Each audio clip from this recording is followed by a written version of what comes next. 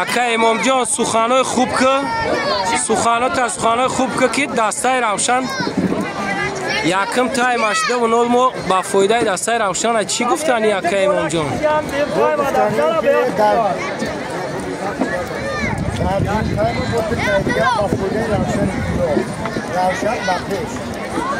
بهترین رحمت مثلا دسته روشن کلاب همان دسته ای است که همه وقت مخلصان سرسپرده داشت.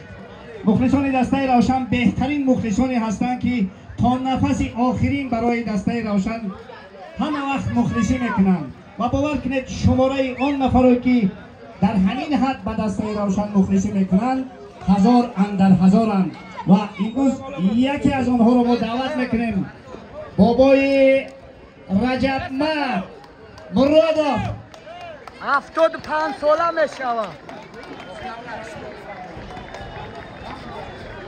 بابای رجب مرادov خواهش میکنیم یک هفتومی میکنیم به خاطر دسته روشن، به خاطر خواهش میکنیم یک هفتومی میکنیم.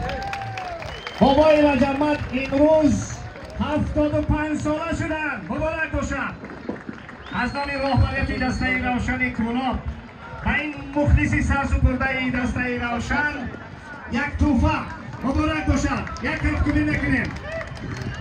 آرزو میکنیم که همه مخلصان نورسی دسته روشن کلاب و عموما همه دسته های تاجیکستانی به این سین و سال برسند مثل بابای رجبمند انا همین گونه سرسپرده دسته های خود باشند. مبارک باشد، مبارک باشد، مبارک باشد و روشن به پیش.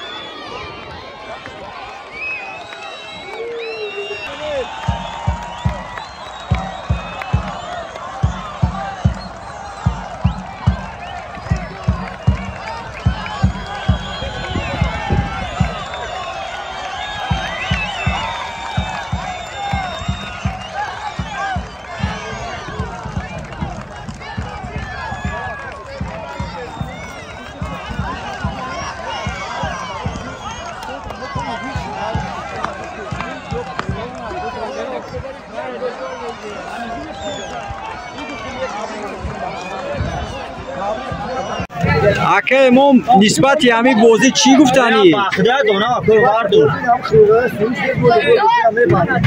بعد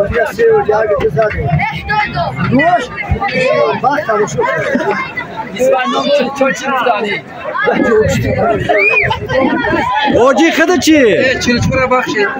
بخشیدیش؟ اولی بازی